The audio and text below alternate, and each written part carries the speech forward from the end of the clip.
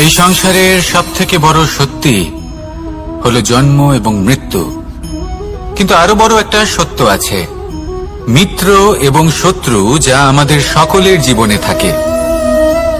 মিত্র সে যে আমাদের সঙ্গ দেয় এবং সংসারের সবথেকে উঁচু শিখরে আমাদের নিয়ে যায়, এবং শত্রু সে যে যে কোনো মুহূর্তে যে কোনো শিখর থেকে আমাদের নিচে ফেলে দিতে পারে। এবার বিচিত্র ব্যাপার হলো এটাই যে আমরা নিজেরাই এদের সাথে নিয়ে চলি, নিজেরাই এদের পালন করি। তা কি করে?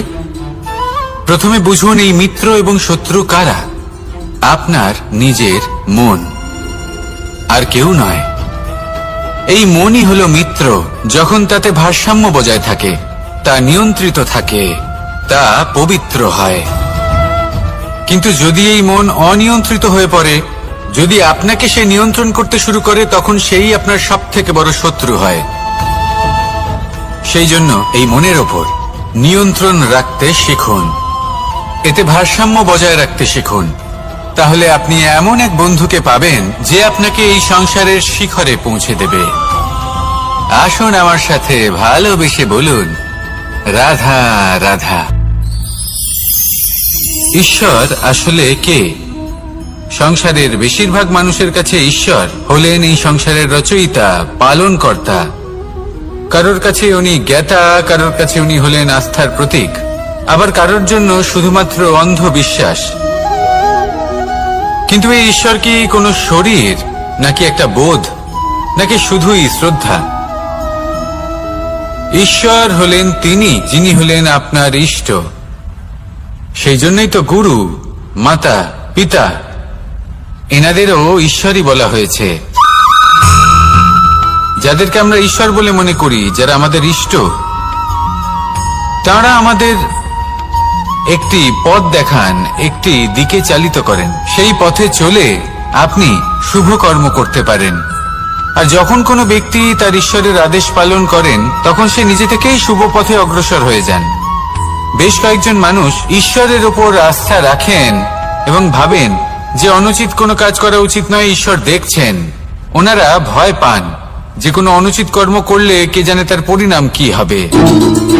এমন অনেক ব্যক্তি রয়েছেন যারা ঈশ্বরকে বিশ্বাস করেন এবং জানেন যে ঈশ্বর তাদেরকে দেখছেন। তাই যে যে শুভ কর্ম ওনারা করেছেন তার ফল তারা অবশ্যই পাবেন। এবার আপনি ভয় পেয়ে ঈশ্বরকে বিশ্বাস করবেন, নাকি বিশ্বাসের দ্বারা ঈশ্বরকে বিশ্বাস করবেন, সেই সিদ্ধান্ত আপনারই। কিন্তু হ্যাঁ, যদি আপনার মনে ঈশ্বরের জন্য কোনো স্থান থাকে, যদি আপনার কোনো ইষ্ট থাকেন, যদি আপনি কাউকে ঈশ্বর মনে করেন, যার প্রত্যেক আদেশ আপনি পালন করে থাকেন, তাহলে বলি, ঈশ্বর কখনো আপনাকে অনুচিত পথে চালিত করবেন না। আসুন আমার সাথে ভালোবেসে বলুন, রাধা রাধা। এই সংসারে ভিন্ন ভিন্ন ধরনের গাছ আছে, অসংখ্য ধরনের প্রজাতি আছে। কিছু গাছ পাতা দিয়ে থাকে, কিছু ফুল, কিছু ফল। কেউ ছায়া প্রদান করে, কেউ শীতলতা প্রদান করে, কেউ নিজেকে খুব কষ্ট দিয়ে এই সংসারের বিকাশে সহায়ক হয়ে ওঠে। কিন্তু এই সবার মধ্যে একটা বিষয় কিন্তু সমান, এরা প্রত্যেকেই পাতা ছাড়া, ফুল ছাড়া, ফল ছাড়া জীবিত থাকতেই পারে, কিন্তু কোনো বৃক্ষই শিকড় ছাড়া বেঁচে থাকতেই পারে না। এটাই হলো রাধার। ঠিক সেইভাবেই আমাদের জীবনে শক্তি হোক, ধন হোক বা সাফল্য হোক, আমাদের বা আমাদের পরিবারের প্রসন্নতাই হোক, এই সবকিছুর আধার হলো, সবকিছুর মূল হলো পরিশ্রম। তাই জীবনে চিরকাল পরিশ্রম করতে থাকুন। যদি আপনি জীবনে মহান হবার পথে অগ্রসর হতে চান, তাহলে পরিশ্রম করুন। এই পরিশ্রম দ্বারাই নিজের পরিবারকে প্রসন্ন করুন, নিজের বন্ধুদের প্রসন্ন করুন, এই সমাজকে গর্বিত করুন। আসুন আমার সাথে ভালোবেসে বলুন, রাধা রাধা। কখনো কোনো বাগানের কোনো বৃক্ষকে দেখেছেন যেখানে সুগন্ধি ফুল থাকে, রসালো ফল থাকে? তখন মন প্রফুল্ল হয়ে ওঠে, মন থেকে সেই বৃক্ষের প্রতি ভালোবাসা জন্মায়। কিন্তু যিনি বাগানের মালিক, শুধুমাত্র তিনিই জানেন যে কিভাবে এই বৃক্ষকে আগলে রাখতে হয়, কিভাবে তার পরিচর্যা করলে এতে সুন্দর সুগন্ধি ফুল হবে, রসালো ফল হবে। কখনো কখনো প্রয়োজনের থেকে বেশি রোদ পেলে এই বৃক্ষগুলি শুকিয়ে যায়, প্রয়োজনের থেকে কম রোদ পেলেও এই বৃক্ষ কিন্তু শুকিয়ে যায়। প্রয়োজনের থেকে কম জল যদি পায়, এই বৃক্ষ শুকিয়ে যেতে পারে। প্রয়োজনের থেকে অতিরিক্ত জল যদি পায়, তখনও এই বৃক্ষের শিকড়গুলি নষ্ট হয়ে যেতে পারে। এবার এটাই কিন্তু আমাদের সংসারের সাথেও হয়। আমাদের সংসারের সকল প্রতিভাশালী ব্যক্তি, যেমন লেখক, বিচারক, প্রবক্তা, যোদ্ধা, এদের সবার ক্ষেত্রে এই কথাটাই প্রযোজ্য। যদি বেশি প্রশংসা করা হয়, তাহলেও এরা হারিয়ে যাবেন। প্রয়োজনের থেকে বেশি যদি নিন্দা করা হয়, তখনও তারা নত হয়ে পড়বেন। তাহলে আপনি এদের রক্ষা করুন এবং নিজেদেরও। মনে রাখবেন একটা কথা, জেনে রাখুন কখন কোন নিন্দায় আপনি লজ্জিত হবেন না, আর কখন কোন প্রশংসার দ্বারা নিজের মধ্যে অহংবোধ জাগ্রত করবেন না। এই মন সুপ্রসন্ন হয়ে বলবে, রাধা রাধা। সময় কত বিচিত্র হয়। সময় আমাদের পক্ষে থাকলে আমরা নিজেদের রাজা মনে করে নিই, আর সেই সময় যদি বিপক্ষে চলে যায়, তাহলে নিঃস্ব হতে সময় লাগে না। তাই মানুষের একটা অভ্যেস আছে, খারাপ সময়ের জন্য কিছু সঞ্চয় করা। আত্মীয়, বন্ধু খারাপ সময় পাশ থেকে সরে যায়। যশ, মান প্রতিকূল সময় চিরস্থায়ী হয় না। তাই মানুষ মনে করে অর্থ সঞ্চয় করাই শ্রেয়। অর্থের কোনো হৃদয় নেই যা সময়ের সাথে পরিবর্তিত হবে। সংসার বলে সর্বদা অর্থ সঞ্চয় করতে থাকুন। খারাপ সময়ে অবশ্যই কাজে লাগবে, কিন্তু আমি বলবো শুভ কর্ম করতে থাকুন, আনন্দে থাকুন, নিজের ওপর আর ঈশ্বরের ওপরে বিশ্বাস রাখুন। খারাপ সময় কখনো আসবেই না। রাধা রাধা। মানুষ নিজের পরিবারের জন্য কত কিছুই না করে, দিন রাত পরিশ্রম করতে থাকে, যাতে তার পরিবারের প্রয়োজন পূরণের জন্য অর্থ রোজগার করতে পারে। কিন্তু শুধু অর্থ রোজগার করাটাই কি যথেষ্ট? আপনি বলবেন, হ্যাঁ নিশ্চয়ই, অর্থ দিয়ে সব কিছু পাওয়া যায়, বিদ্যা পাওয়া যায়, বাড়ি পাওয়া যায়, ওষুধ পাওয়া যায়, আর কত কিছুই না পাওয়া যায়।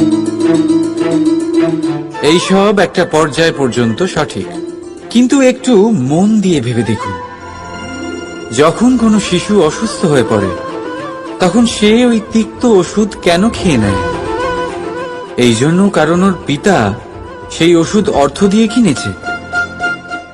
না, বরং এই জন্য কারণ তার পিতা যে তার সামনে দাঁড়িয়ে, তার ওপরে তার বিশ্বাস আছে। বিশ্বাস আছে যে উনি তার কিচ্ছু হতে দেবেন না। এই বিশ্বাস, এই সংস্কার, এই শিক্ষা কখনো অর্থ দিয়ে পাওয়া যায় না। এটা পাওয়া যায় সেই সময় থেকে যা মাতা পিতা তাদের সন্তানের সাথে কাটিয়েছেন। তাই জীবনে অর্থ অবশ্যই উপার্জন করুন, কিন্তু নিজের পরিবারকেও সময় দিন, আনন্দ পাবে। রাধা রাধা। প্রকৃতি মানুষকে এক বিশেষ শক্তি দিয়েছে, অন্য জীবের থেকে বেশি শক্তি দিয়েছে, স্মরণ শক্তি। এই শক্তি মানুষকে অন্য জীবের থেকে ভিন্ন করে, ইতিহাস রচনা করার প্রেরণা দেয়। এটাই কি প্রকৃত রূপে সত্য? না, এই স্মরণ শক্তি মানুষের বিকাশের সব থেকে বড় বাধা হয়ে দাঁড়ায়। তার মনকে দূষিত করে দেয়। খারাপ অভিজ্ঞতা, কারোর করা বিশ্বাসঘাতকতা, কারোর কটাক্ষ বেশিরভাগ মানুষই ভুলতে পারেন না, আর তারপর প্রতিশোধ নিতে উদ্যত হন। প্রথমে সময় নষ্ট করেন প্রতিশোধের প্রস্তুতিতে, আর তারপর সময় নষ্ট করেন প্রতিশোধ নেওয়ার সুযোগ খুঁজতে।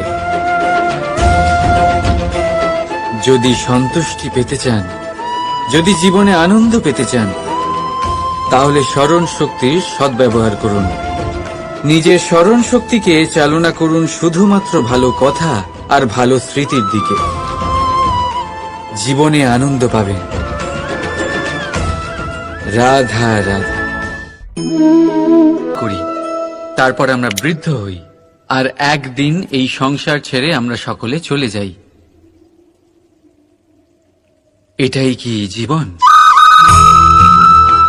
আপনার মনে এই প্রশ্ন হয়তো অনেকবার জেগেছে, তাই না? এবার একটু জলের যাত্রাপথ লক্ষ্য করুন। সাগর থেকে বাষ্প হয়ে ওঠে এই জল, মেঘ হয়ে ঝরে পড়ে সে, তারপর নদী হয়ে আবার সাগরে মিলিয়ে যায়। কিন্তু কখনো এই প্রশ্ন করে না যে তার জীবন কি, তার উদ্দেশ্য কি। প্রতিটা মুহূর্ত বাঁচে সে, আর অন্যদের যতখানি সম্ভব সাহায্য করে। যখন সাগরে থাকে তখন অসংখ্য জীবকে জীবন দান করে। যখন সাগর থেকে বাষ্প হয়ে মেঘ হয়ে যায়, তখন চাষিদের মনে এই আশা জাগায় যে ফসল আবার ফলবে। যখন বর্ষা হয়ে ঝরে পড়ে, তখন এই শুকনো তৃষ্ণা। শুধু এই জীবন বাঁচুন, আর যতটা সম্ভব সবাইকে আনন্দ প্রদান করুন। মন প্রসন্ন হয়ে বলবে রাধা রাধা। কখনো বৃষ্টির জন্য হওয়া কাদার মধ্যে দিয়ে আপনি নিজের বাড়ি ফিরেছেন? পাদুকা পরার জন্য আপনি ওই কাদা থেকে অবশ্যই বেঁচে যান, কিন্তু সেই পাদুকা থেকে আগত নোংরা কাদার ছিটে আপনার বস্ত্রকে ময়লা করেই দেয়। কিন্তু তাও সেই ছিটের জন্য আপনার বস্ত্র ময়লা হয়ে যাবে, সেই জন্য আপনি পাদুকা পরা ছেড়ে দেন না। ঠিক সেইভাবেই জীবনে এমন কিছু মানুষও আসেন যারা পাদুকার মতো হন, যারা আপনাকে কাদার থেকে বাঁচিয়ে নেন, কিন্তু বস্ত্ররূপী আপনার মনের উপরে আশঙ্কার দাগ ছেড়ে যান। এইসব মানুষের জন্য নিজের মন ছোট করার কোনো প্রয়োজন নেই। প্রয়োজন আছে শুধু এটা ভাবার যে আপনি নিজের পা কাদার থেকে বাঁচাবেন নাকি আপনার বস্ত্র। জীবনে গম্ভীর হওয়া ভালো কথা, কিন্তু সমস্ত বিষয় যদি গম্ভীরভাবে ভাবতে থাকেন, তাহলে জীবনের আনন্দটাই শেষ হয়ে যাবে। এই সংসার অস্থায়ী, এখানে এমন কিছুই নেই যা চিরকাল জীবিত থাকবে। তাই যতক্ষণ এই জীবন আছে, সন্তুষ্টি আর আনন্দ নিয়ে বাঁচুন। নিজের ওপর আগত কাদার ছিটের দিকে মন দেবেন না, শুধু আনন্দ বিতরণ করুন। মন প্রসন্ন হয়ে বলবে রাধা রাধা। আমাদের জীবনে গুরুজনেরা, জ্ঞানী মানুষজন সবসময় একটা কথা বলেন, ধৈর্য ধরো। শুধুমাত্র দুটো শব্দ, কিন্তু কতটা বিশাল সেটা বোঝার চেষ্টা করুন। ছোট একটা অস্ত্র হাতে নিন এবং একটা বিশাল পর্বতে নিরন্তর প্রহার করতে থাকুন। ধৈর্য ধরে সেই কাজ করতে থাকুন। এমন একদিন আসবে, এই বিশাল পর্বতে আপনি একটা পথ তৈরি করবেন।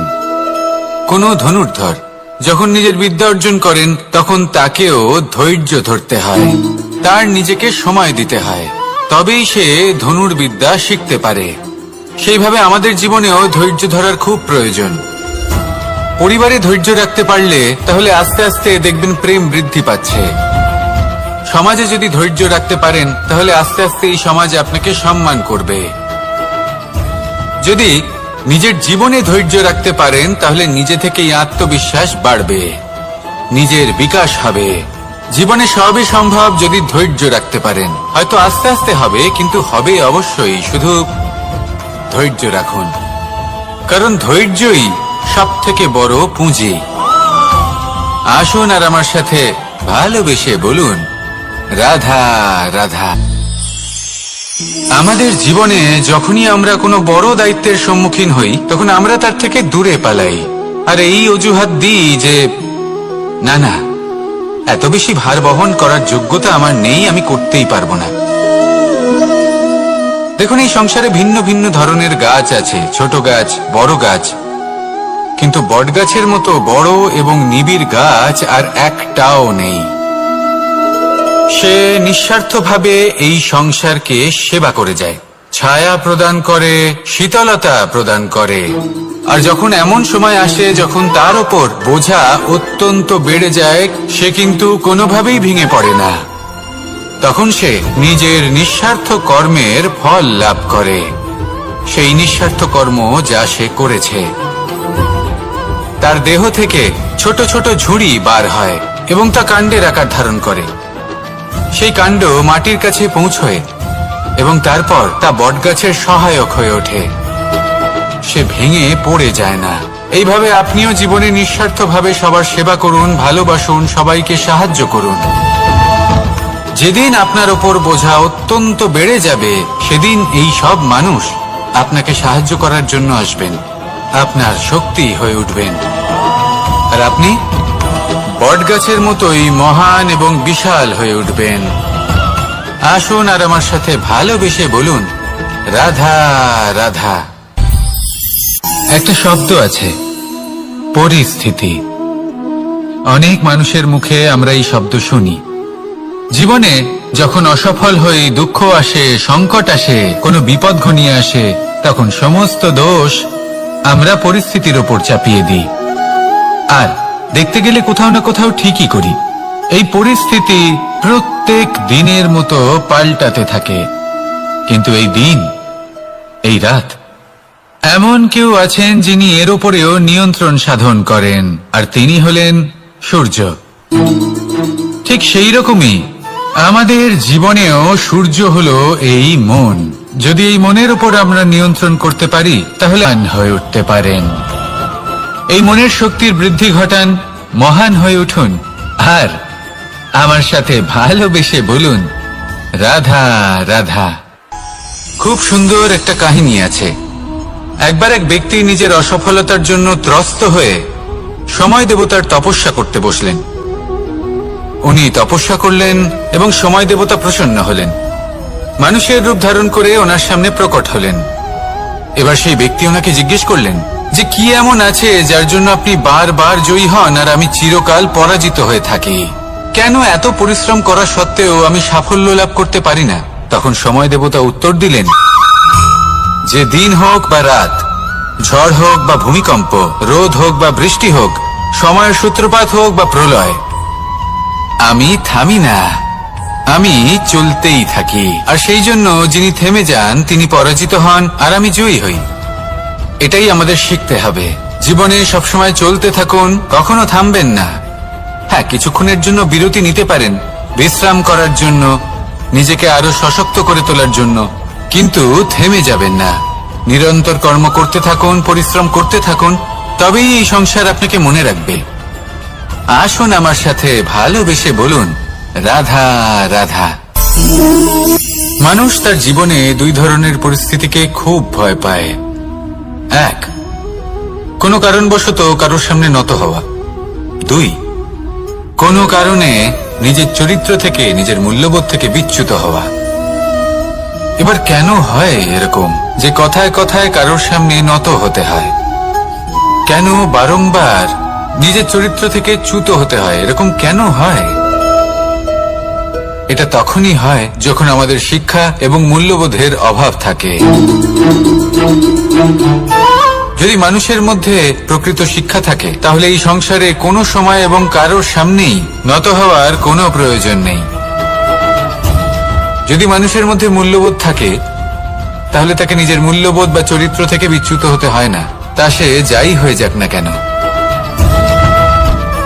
কোনো বালককে যদি জন্ম থেকেই সুশিক্ষার অধিকারী করা হয়, শিক্ষিত করা হয়, মূল্যবোধের অধিকারী করা হয়, তবে সে এই সংসারে এমন কর্ম করবে যাতে সে নিজেকে, নিজের পরিবারকে, সমগ্র সমাজকে গর্বিত করতে পারে।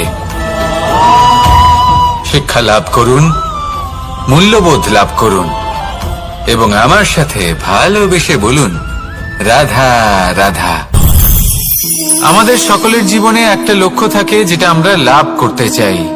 ঠিক যেন একটা প্রতিস্পর্ধা বিদ্যমান যে কে সব থেকে আগে নিজের লক্ষ্যে পৌঁছতে পারবে। আর সেই জন্য আমরা সকলেই খুব তাড়াতাড়ি এগোতে চেষ্টা করি, বড় এবং দীর্ঘ পদক্ষেপ ফেলি, যাতে তাড়াতাড়ি নিজের লক্ষ্যে পৌঁছতে পারি। কিন্তু এক অত্যন্ত গুরুত্বপূর্ণ বিষয় আছে, সবসময় লক্ষ্য সামনে থাকবে না, কখনো কখনো তা খুঁজতে হয়। এই যাত্রা খুব কঠিন হতে পারে, আর ঠিক এই কারণেই সবসময় দ্রুত গতিতে চলা বা তাড়াতাড়ি পথে চলা সেটা আবশ্যক নয়। তার থেকেও বেশি গুরুত্বপূর্ণ হলো ভেবেচিন্তে তারপর পথ চলা। যদি ভেবেচিন্তে পদক্ষেপ ফেলেন, চলতে পারেন, তাহলে সেটাই সর্বশ্রেষ্ঠ পদক্ষেপ। কখন কোন দিকে যেতে হবে, কখন কোথায় দিক পাল্টানো যাবে না, কখন গতি বেশি রাখতে হবে, কখন কম, কখন থামবো, কখন চলবো, এই সব কিছুর বিষয়ে জ্ঞান অত্যন্ত গুরুত্বপূর্ণ এবং ভেবে চিন্তে চলতেই হবে। সেই জন্য শুধু তীব্র গতিতে সামনে এগোলে চলবে না, ভাবনা চিন্তা করে এগোতে হবে। আসুন আমার সাথে ভালোবেসে বলুন, রাধা রাধা। পায়েস হলো আমার বিশেষ প্রিয়। এর মধুর স্বাদ মনকে প্রফুল্ল করে তোলে। ছোটবেলায় মা আমার জন্য পায়েস বানাতেন এবং আমাকে বলতেন যে গরম থাকতে থাকতে খেয়ে নে কানাই, ঠান্ডা হয়ে গেলে ভালো লাগবে না। কিন্তু আমিও দুষ্টু ছিলাম, ঠান্ডা হওয়া পর্যন্ত অপেক্ষা করতাম, আর ঠান্ডা হয়ে যাওয়ার পরে মার কাছে যেতাম আর ওনাকে বলতাম যে মা, পায়েস তো ঠান্ডা হয়ে গেছে, এটা গরম করে দিন।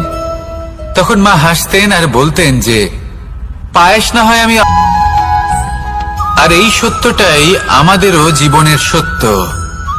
আমাদের জীবনের মধুর সম্পর্কগুলি, এতে যখন কটুভাব প্রবেশ করে তখন সেই মিষ্টত্ব ফিরিয়ে আনা প্রায় অসম্ভব ব্যাপার হয়ে যায়।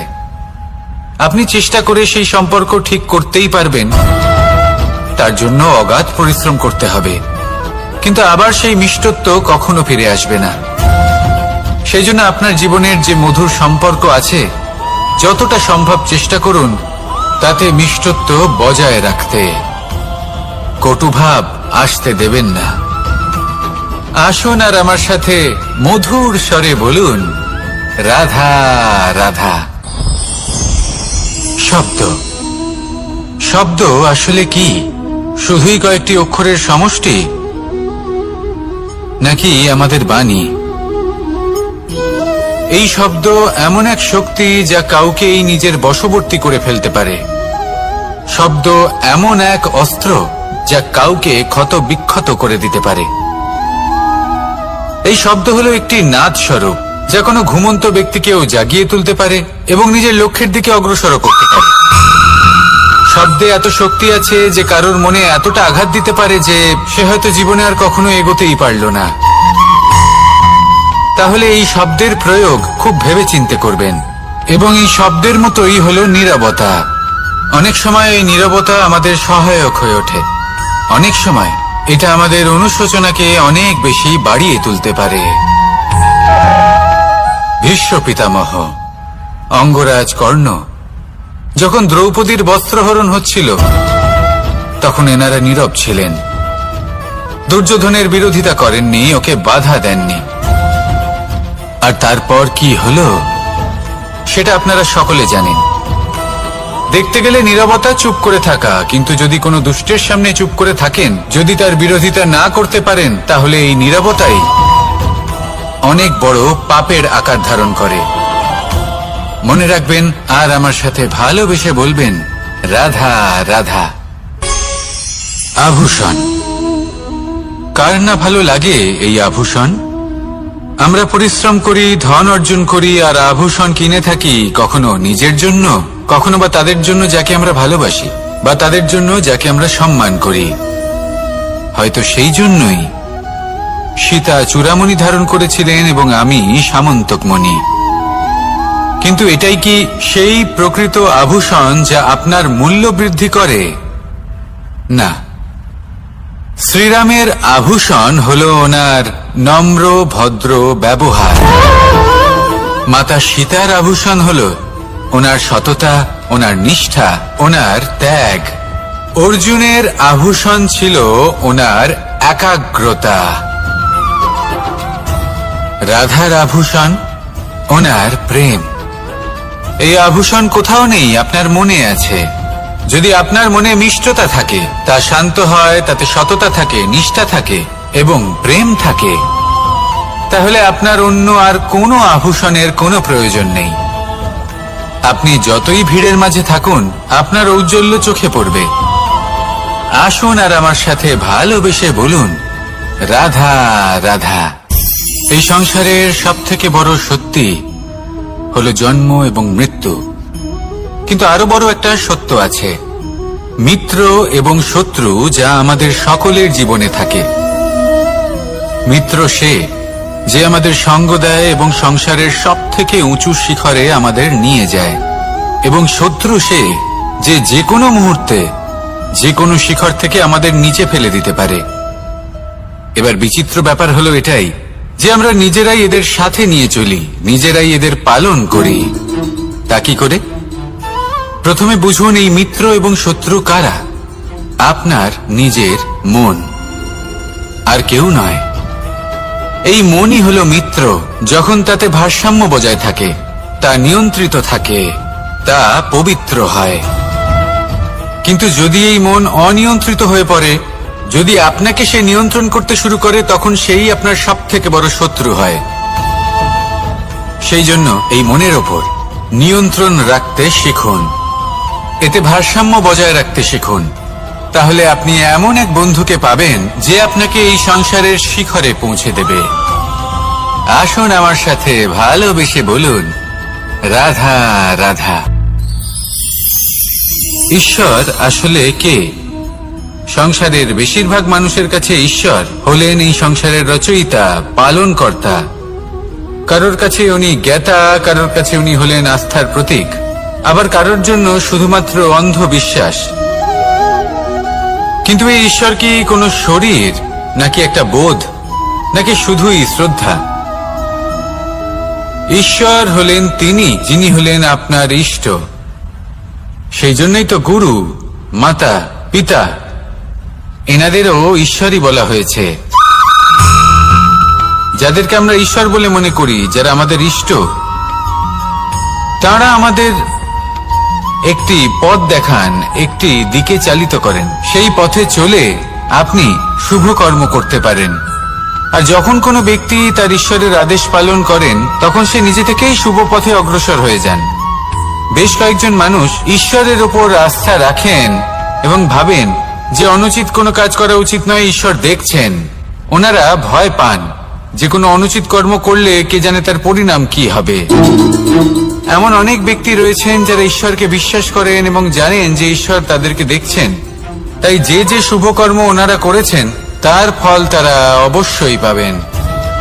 এবার আপনি ভয় পেয়ে ঈশ্বরকে বিশ্বাস করবেন, নাকি বিশ্বাসের দ্বারা ঈশ্বরকে বিশ্বাস করবেন, সেই সিদ্ধান্ত আপনারই।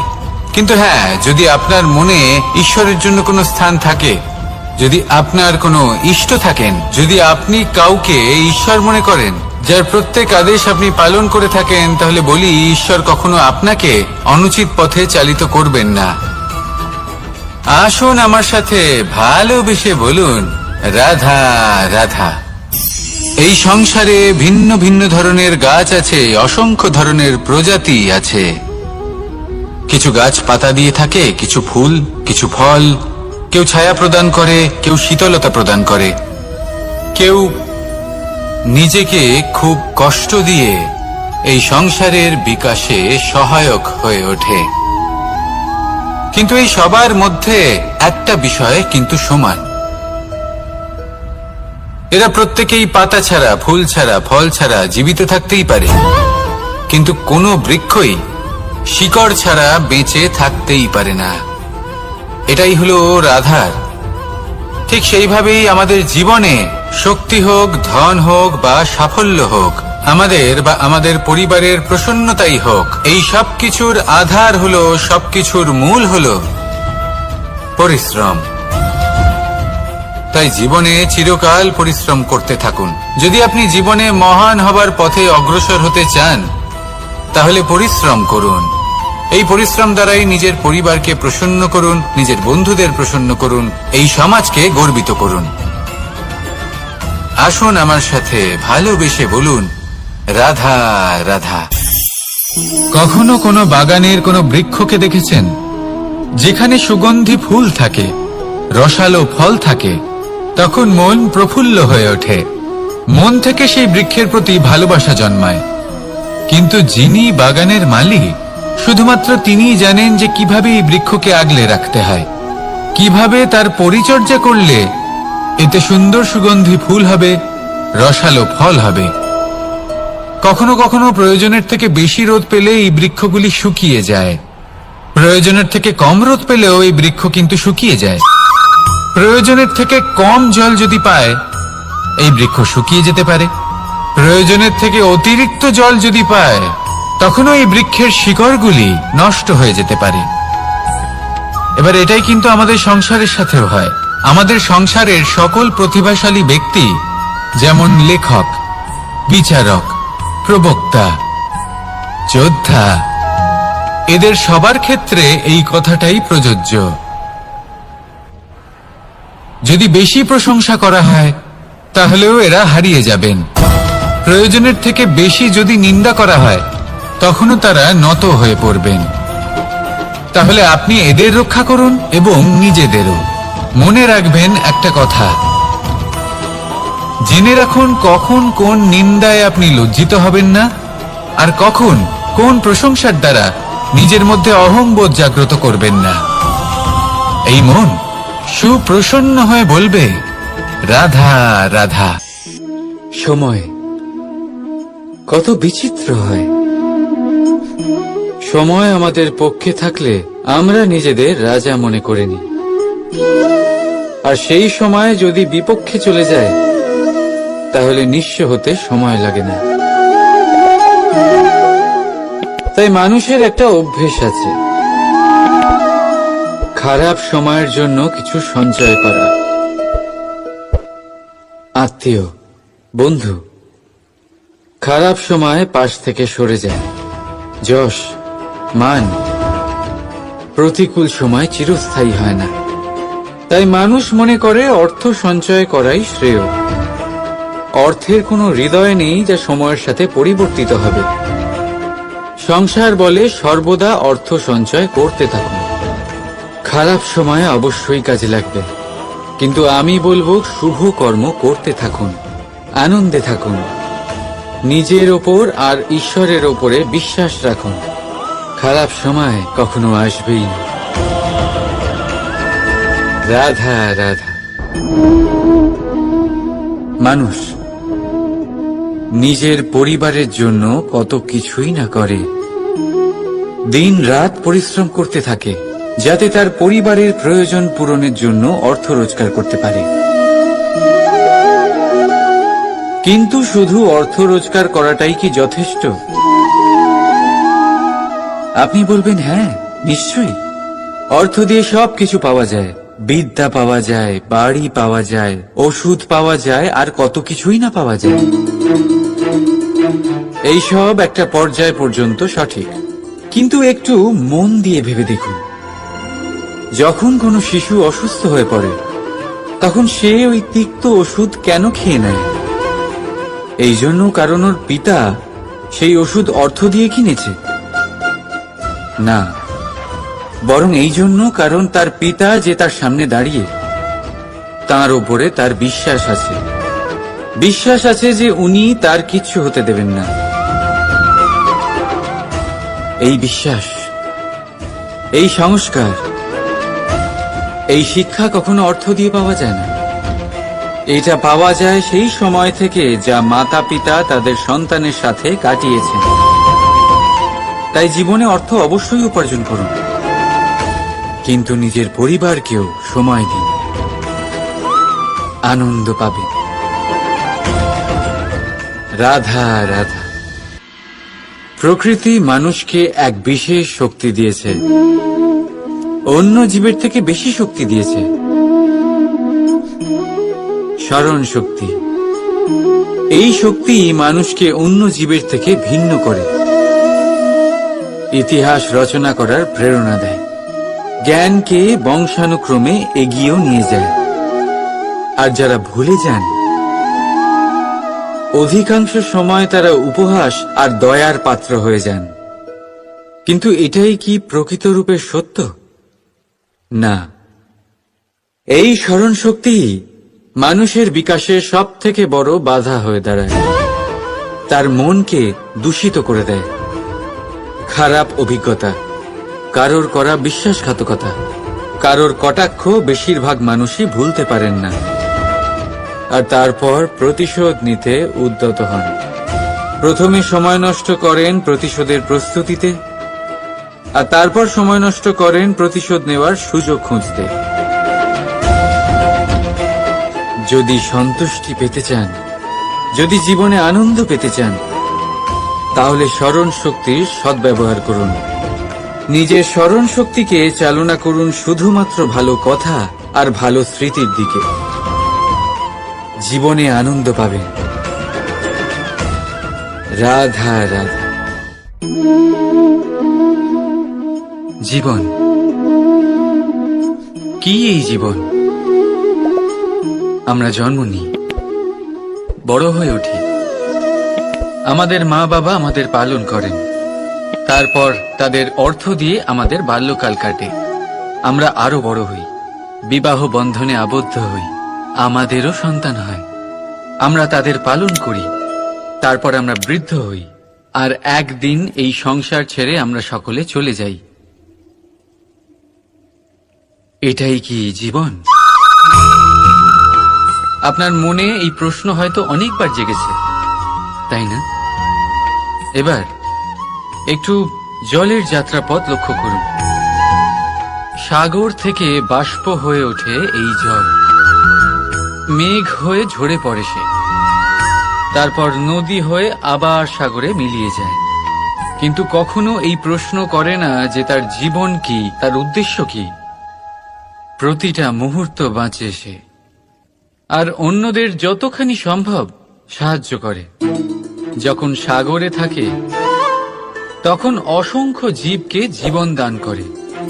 যখন সাগর থেকে বাষ্প হয়ে মেঘ হয়ে যায়, তখন চাষিদের মনে এই আশা জাগায় যে ফসল আবার ফলবে। যখন বর্ষা হয়ে ঝরে পড়ে, তখন এই শুকনো শুধু এই জীবন বাঁচুন। আর যতটা সম্ভব সবাইকে আনন্দ প্রদান করুন। মন প্রসন্ন হয়ে বলবে রাধা রাধা।